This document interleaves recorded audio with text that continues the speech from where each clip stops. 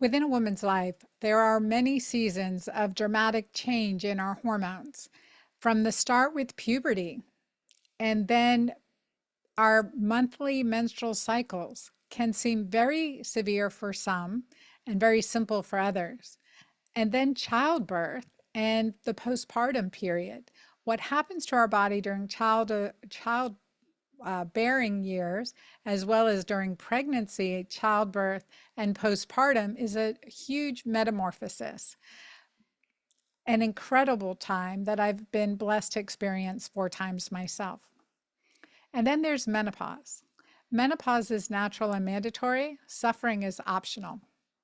And we would no more want to suppress a person's puberty and that hormonal transition than should we want to suppress menopause and the natural transition and transformation that occurs. We want to support it, age optimally and successfully with more passion, brilliance, and so that our lifespan equals our health span. During these times of hormonal transition, there are factors that can affect us adversely and positively. The most significant adverse factor in our lives is from the consequence of stress. Real stress, physical stress, emotional stress, relational stress, perceived stress, stress of the 10 o'clock news. So, all of these things can affect us. And today I want to talk about how to create a Zen life, even in the utmost stress, turmoil, and tragedy in our lives. And I speak to you from personal experience when I say that it is possible to be in a state of gratitude despite the adverse circumstances and to recover our health from the consequences of stress and the effects that they have on the effects that stress has on our body.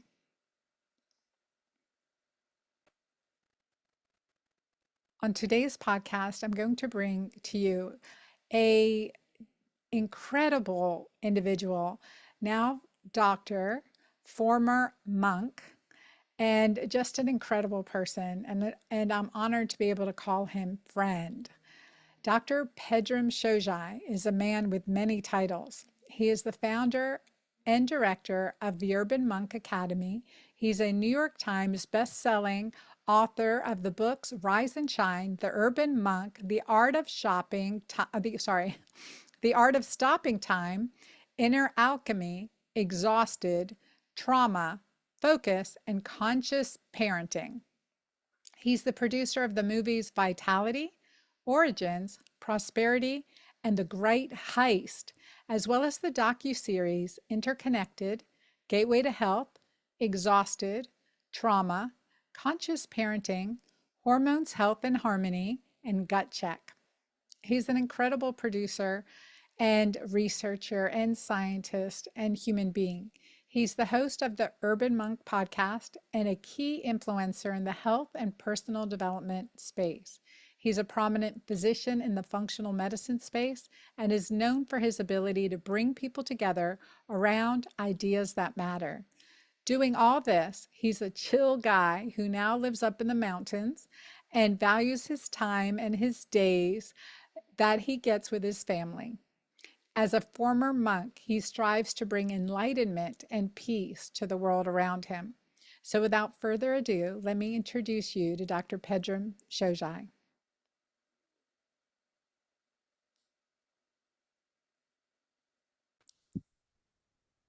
Welcome, Pedram, to the Girlfriend Doctor Show. Great to be with you. As always, it's great to be with you too. So you've dug deep into so many areas with your books and your specialties and your docu-series. And like, I know that when it comes to the number one reason that apparently over 90% of our doctor's visits are due to stress-related complaints. So when we hit on stress, we want to talk about how it affects us, how it affects us physiologically, and then how to get out of the stress. So what do you know about stress anyway? Never had any, ever. No such thing. Yeah, you know what's funny is early in my career in my monk days, that was my study, right? And then I got into all the functional medicine stuff and looking at the gut and looking at this and looking at that.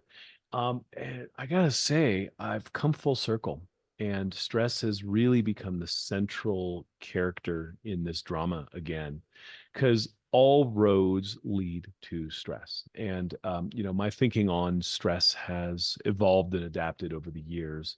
Um, and layered, right? But essentially, I'm at this stage now in my career, if you will, where it's either you feel safe or you don't feel safe. And Mm. if you don't feel safe, everything breaks, right? This animal is in a very different physiology. This animal's mitochondria are signaling to say, hey, shut down, things aren't well. And the show just stops, right? And so I've spent the last few years of my career just helping teach people how to feel safe, right? And that could come from the cheese burrito that you had, or it could come from the way you interact with your spouse. There's a lot of ways to go in that conversation. Yeah, and I like the concept of feeling safe, creating a safety, like having a safety net, so to speak, but creating a concept of that we are safe. In like my work, I say we're either moving towards oxytocin or we're moving towards cortisol. And so we're moving towards trust and safety, or we're moving towards fear. And so like these concepts, it's a dial. It's you can't exist in both places at the same time, at least not that I've found.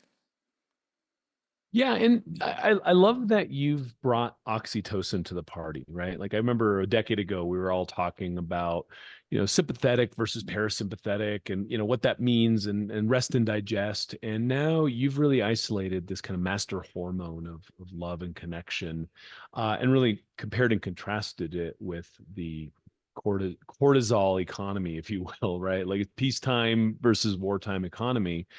And it really is. I mean, I hate to oversimplify things, but it really does feel that binary. And the issue is, look, at the end of the day, I don't care how much L-theanine you think you need to take. I don't, tapping and pulling and all this stuff. Whatever it takes, you got to do what you got to do to get yourself to feel safe. And that nexus of control is with you and only you. Mm. So saying that what we can do to create that safety, and I want to talk about that. And first, how do we know that we are stressed or we're letting stress get the best of us? There's the telltale signs. Your respiratory rate starts to Hair go loss. up. I was going to say that one. Hair loss, I've never had that. It's your sleep quality, your arousal remains high in the evening, not the good kind of arousal. And you are edgy, right? You are compressed in time, and you are not able to just sit and be. You're fussing about doing. And that to me is a sign of an animal that doesn't feel safe, right? It's just you're looking around, you become myopic. Whereas if you're kind of sitting on the savannah, surveying a broad vista, and just kind of enjoying and taking in the scenery, you have a very different physiology. You have a very different cadence. And the problem is, I don't know how to say this, Anna. It's just it's become so common that we can't see it anymore because everybody is drowning in the same pool. So we don't recognize that the guy next to us is also stressed out beyond compare. I'm sorry, hold on one second. The housekeeper is still here and then my door is open. So just cut room here. Okay. I'm so sorry. What you want me to repeat that sentence? I'm so sorry. But there's no stress here. There's no stress here. So yeah, where were we anyway? Um, We're talking about, well, so I'll pick up from where we left off, which okay. is, uh, look, everyone around you is so stressed out that you can't recognize that you're one of them, right? And you go to a foreign land, you go to a place outside of your environment, and then all of a sudden you're like, oh my goodness, I'm the one that's wound up, right? We're all drowning in the same pool. And that's the problem with stress is we've learned to accept and normalize the level of stress that we have been harboring. And it's just like death by a thousand cuts. It's Mm. so bad for us, but we don't recognize that we have a choice. in decompressing. And, for me, as much as I've studied and was a great student, I didn't understand stress until it really affected me. Post traumatic stress, chronic everyday stress, work stress, responsibility stress, relationship stress, all of those things. And I was sleeping 3 hours a night for years, sleeping 3 hours a night. I was completely weight loss resistant. I was losing hair. I was reacting instead of responding. Mm. And so, like that, as you said, like being on edge, not having a container in which I felt safe because I was always waiting for the next shoe to drop, the next trauma to happen, the next accident. I was always in that state of high alert, hyper vigilance. And my body was never resting. And with that high cortisol, it robs us from all our beautiful, juicy hormones. It creates leaky gut, it invades, it breaks down our healthy boundaries, our health from our healthy cellular boundaries on a cellular level to our physical, emotional, relational boundaries. And that again, if you don't have a good boundaries, you don't have safety. And so bringing this around the concept of safety, how do we create more safety? I like fuse lengthening exercises. I think that there What was are that? fuse lengthening, right? So there are things that have been around for 6,000 years that have worked for hundreds of millions of people. And, they're called yoga, they're called prayer, they're called meditation. I mean, these things work. The problem with them is they're not that sexy because you don't flop on a table and have it done to you. I mean, I guess you could get a massage 3 times a week, but that's expensive. But if you picked up a meditation practice, you would be able to do that mental floss. You would have that spiritual hygiene that is essential. And I think in the day and age that we live in, I mean, look, in the 80s, we had AIDS. Right now, I think there should be a new diagnosis code called SIDS, which is stress induced immunodeficiency syndrome, right? Like we Absolutely. are Right. literally falling apart immunologically because the amount of stress that is just compounding. And, we could talk about the deleterious effects of cortisol, but I mean, I'm sure you've done that on your show, right? What we want is solutions. Right. And those solutions, to me, start with how you start your day. If you wake up and not have any form of mental, emotional, spiritual hygiene, and you just go right into the white water, the rest of your day, you're going to be tumbling around hitting rocks. So you have to find that stillness and really find a place that you can anchor your psyche in a place of peace, place of forgiveness, a place of thankfulness, whatever your orientation is. We all grew up with different religious, spiritual orientations. It's usually an easy go to if you could remember to go back to it. But dig and get to that place first thing in the morning and start your day with that type of practice. You set the tone. And then I'm a big fan of constant reminders. Hmm. I like to set a timer every half an hour to just push back from my chair, go stretch, touch my toes, take 10 breaths, do some jumping jacks, go do some qigong, whatever it is, and then just come back to myself. And then look, the computer's going to be waiting for you. The phone calls are there. I mean, the world's not going to stop. You have to. And so that's where I think a lot of the really interesting stuff where neuroscience and biohacking and all this ancient stuff that I studied in the temples comes together is developing the nexus of control to build up your PFC, to build up the part of your brain that allows you to negate impulses and say no to the things that you know are bad for you, and choose what you decided was good for you yesterday again today. The problem is every time we say yes to something new, we say no to everything we thought was important to us yesterday. And this attention economy is just so strong at pulling our attention away from our lives, our goals, our priorities, our health into, whatever the ad wanted you to do or however that political party wanted you to, respond.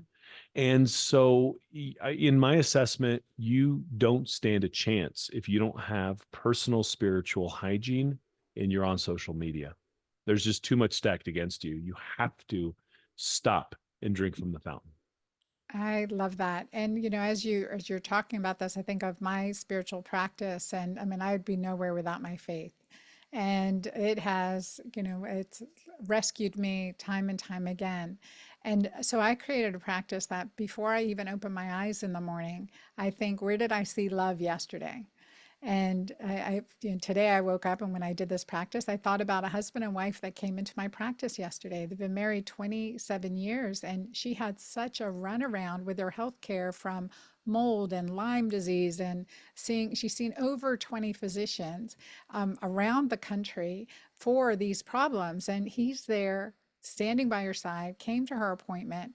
And I mean, it's just like to have that, like she has that safety net and that ability to, okay, I'm going to try one more thing. I'm going to get better. I see that, I feel that, I want that, and he's there with her. So I saw that love yesterday, so that made me smile. And then I think, what am I grateful for? And that list gets longer the more I practice. I stay in this practice. The things that I'm grateful for, from the pillow under my head, the blanket over me, to my daughter driving herself to school as of Big a win. couple days ago.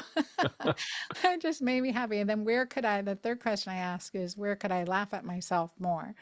And where could I laugh at myself or others more? Where do I find humor in that, from my day, my assessment of the day yesterday? And that list is usually very, very long too. So I wake up with a smile, versus my prior habit of feet hitting the door, already running behind with a to-do list, scrolling through my mind, or distracted. And the distractions is key. I've heard it called shiny object syndrome. And like Hmm. constantly looking for the next thing, and you're never really realizing what you want and truly need. And when it comes down to that, there's not very many things. And you also said, when we say yes to something, we've said no to so many things. And I had just done an interview with Dr. Anil Gupta, the love doctor, and he says it's a no till it's a yes. And I Yeah. really like that mantra. The If you think about the prefrontal cortex, I mean, its superpower is the word no, right? No is one of the most powerful words in our lexicon, yet we're people pleasers. We've been trained to keep saying yes because a good consumer, spends all their money. And so we've really fallen out of that nexus of control to stop and say, well, do I need this thing? Do Mhm, I, the guys want to go out for a drink. I was supposed to go to the gym. You have to have this moment of introspection to kind of just intercede and be like, no, that's not, if I say yes to that, then I'm saying no to my health and my family. mhm, And no is, we have such a negative connotation to that word, but I think it's one of the most powerful words we can adopt for our own personal sanity. I call it life gardening, right? Like, you have to water the plants that are important to you in your life.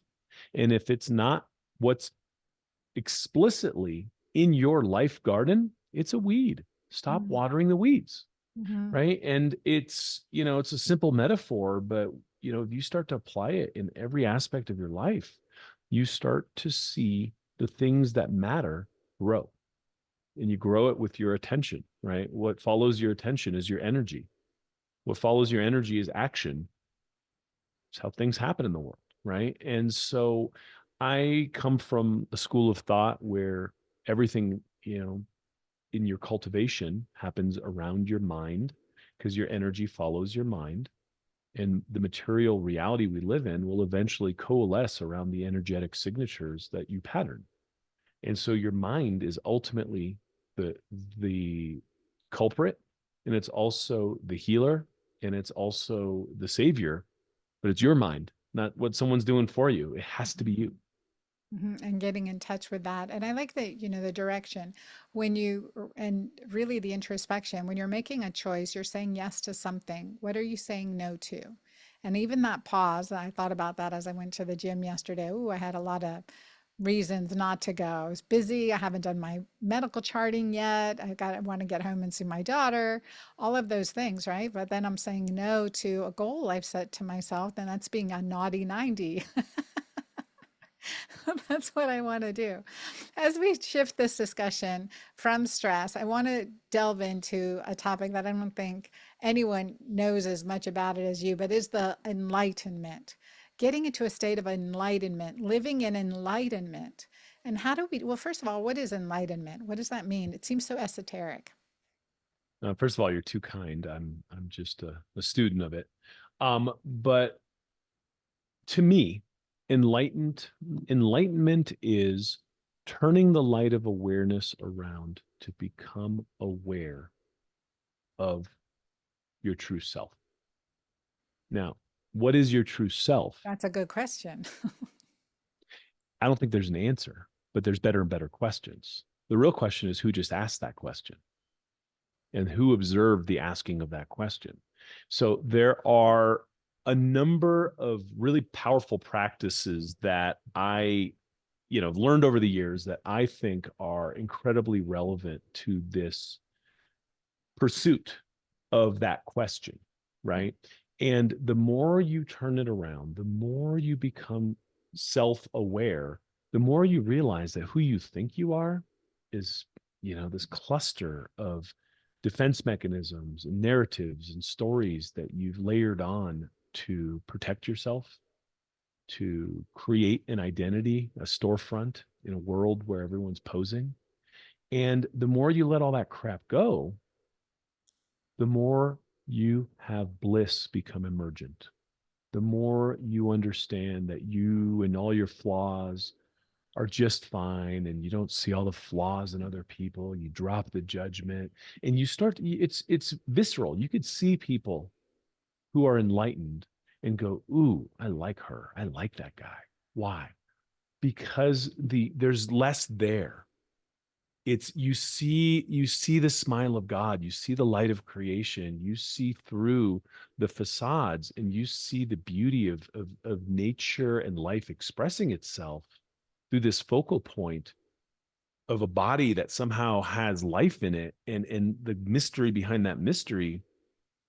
Anyone tells you what that is, they're, cut out the middleman, just keep digging, right? That, Mhm. to me, enlightenment is all we're here for.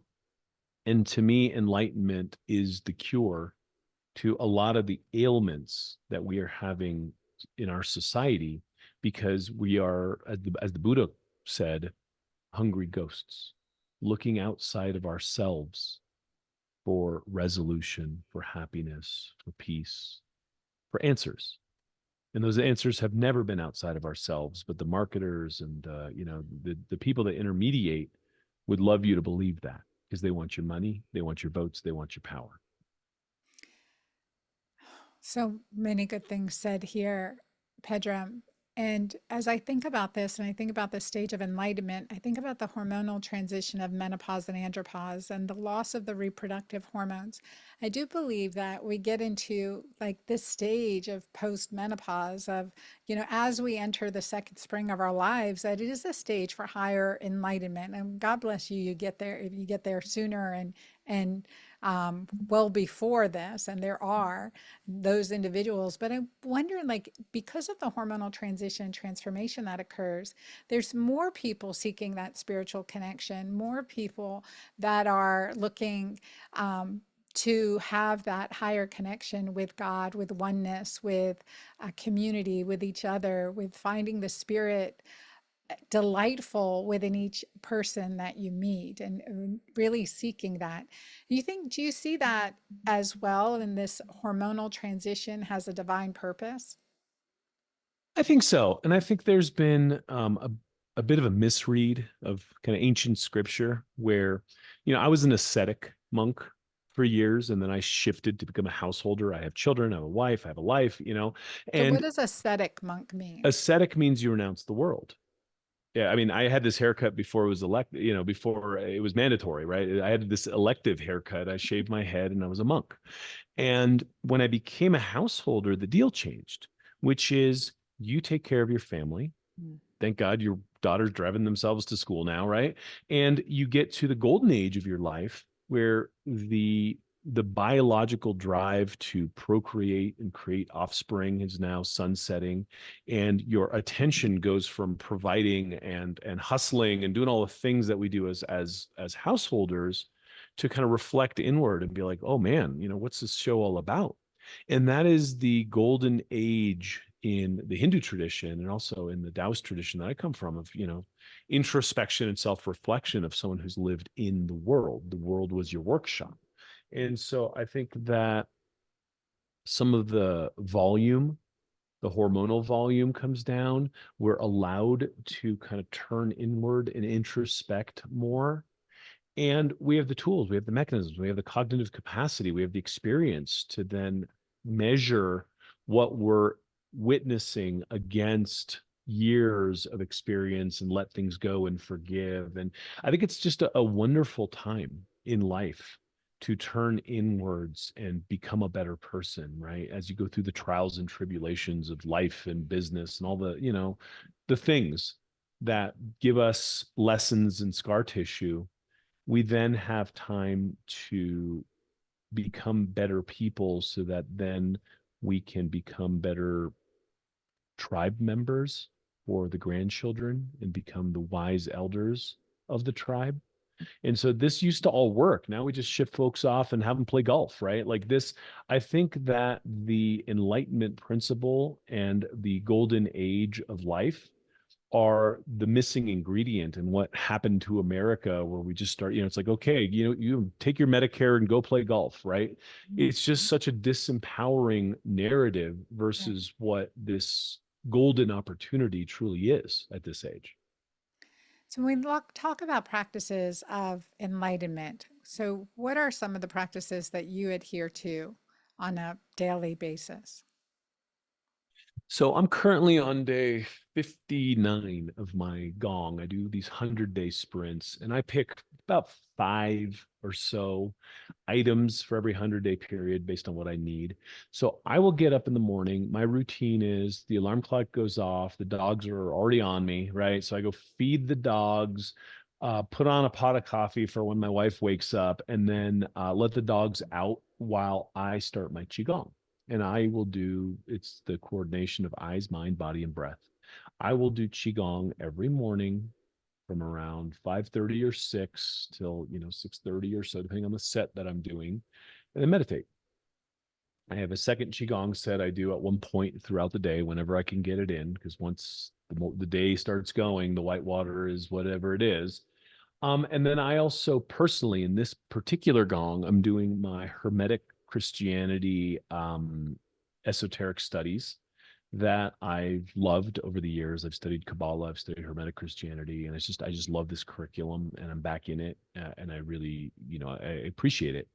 For me, I constantly need to read, so I have a minimum of 15 minutes of reading I do every single day. And that's just, it's mandatory, right? And so I have two qigongs, a meditation, my tarot, and my reading. Those are the five. Um, and I get to the gym or work out at home daily. And if I'm not doing either of those, I'm skiing because I live on a ski mountain. But I got to move my body. I got to eat right. I got to do all of it, right? And so I assemble the skeleton of my day around dedicated acts of self-love so that then I can be the urban monk my students deserve. I can be the father my children deserve, the spouse my wife deserves. Like if I don't do these things, then I'm wobbling, right? I'm flickering. I'm not able to be the person my family, my community need of me, and I'm also robbing Peter to pay Paul, and I'm, going for a third cup of coffee or, doing the things that are trying to just get by versus overflowing and being abundant and happy and giving, right? I can't give if I haven't given to myself. Mm, so true. I love that. I can't give until I've given to myself. And that's like I say, giving from we want to be at a place where we're giving from an overflowing cup, not from emptiness. And when we circling back to stress, like we talk about fight, flight, or freeze and fawn. And for many women, we freeze or try to escape, but predominantly freeze or fawn mean taking care of others, like the martyr syndrome, or just reflecting outwards instead of reflecting inwards in these states of stress. And that's further pulling you, creating a distance between the spirit and the body and life in general. I know for myself as a mom and being a single mom for many years now, it's until I realized that I needed to prioritize my self-care. And it was until I realized that and started practicing it, I saw my children get better too. My relationships with my daughters are the best ever. And that is a huge, for that, I'm hugely grateful. I'm hugely grateful for learning the things that are most important don't get packed in a bag. They're within me and around me in this relational way, and to keep that healthy is to keep me healthy, so I'm not snapping and irritable and exhausted, taking good care of ourselves. Pedram, tell our audience about your 100 days of gong and how they can participate in that, as well as connect with you as the urban monk. Yeah. Theurbanmonk.com. That has been my longest standing course, maybe 15 years now, called the Life Garden, where I started doing this. I've been doing this for 30 some odd years, where I started doing gongs for myself. People are like, man, what are you doing? So I started showing them, and it became kind of an open source way of saying, hey, you do your gongs and bring it back and let's learn from each other. And now I have thousands of people in the community doing work on themselves and elevating their ability to, for me, it's a very simple process where you need energy, so you have to bring up your vitality, and then just energy will empower anything, including chaos. So then you have to channel that energy through the aperture of focus, and in doing that, then you start to see things work in your life, right? Like that focus of you saying, yeah, I got a lot of crap going on, but I have to go to the gym. That's part of your ability to override the impulses and the narratives of, all the chaos, and say no, right? Monkey, no. The part of the brain that is just reactive gets overridden by the part of the brain that gives you mastery, right? And so you don't just have focus, you cultivate focus. And so that's been a big part of my lessons in the last decade is, holy crap, focus is something that is a dwindling resource thanks to social media and the way the world is. So if you don't cultivate your focus, you're not going to have it. And if you don't have it, your life is going to look chaotic, right? And so you reverse that, you get the life that you choose. And then all of a sudden everyone's like, how'd you do it? I focused. Focus, discipline, practice. So coach someone if it comes to you and maybe they're 60 years old, they're exhausted, they feel like they've wasted the last 10 years of their life, they can hardly get organized or keep it together. What is one thing you will tell them to start doing? The best time to plant a tree was 20 years ago, right? But the next best time is right now. So the question is, how much water do you have, right? Time, energy, money. And where do you need that water to go to net the best results? Like, what are your actual priorities? And how do we water the plants that need it the most right now so that they can kind of come back to life and thrive? And you start to create an ecosystem around that pond, right? Like there might just be an oasis. And around that, then you start expanding and expanding once you've brought life to the vital areas of your being, right? And some people have marital problems, some people have health problems. I mean, it just depends on what area of your life is compromised.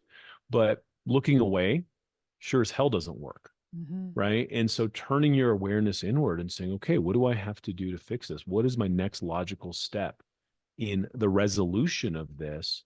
And then staying focused on that until you see the resolution, right? It's like the parable of digging for water and having pockmarks all over the ground, right? Versus digging deep and getting to the water, right? No, I love that. One final question as we wrap up. How do you see yourself when you're 100 years old? Probably doing the same things I'm doing now with grandchildren. More Nice. time for qigong, more time for meditation, more time in nature, but serving and skiing and probably have another generation of dogs. Frankly, that's in a while, but just dogs and kids and grandkids, and growing life in a way that is supportive of the community and supportive of the next generations. I love that. So, fertilizing your garden today with the things that matter most, that are the things that are most important, avoiding those shiny objects, keeping it a no until it's a yes. And when we make yes choices, really introspecting on what we're saying no to by making this yes. So, being connected to ourselves, being able to respond instead of react or overreact, to understand our innate wisdom in these golden years of our life, to create the stage of enlightenment despite the trauma that we may have experienced or being experienced right now, despite the stress that's in our life or that we have experienced in our life, despite the labels that are put on us. You're too old, you don't have enough hair, you're whatever it may be. And to find humor in the situations as we build a life of that we love with the people we love around it. Thank you, Pedram, for being on the show today. You guys check out theurbanmonk.com. Check out his programs, certainly his books and docuseries is just a wealth of information, very well thought, well brought together and curated, and transformative. Thank you for all the work you do, Pedram, and thank you to all who are listening. Till next time. Thank you.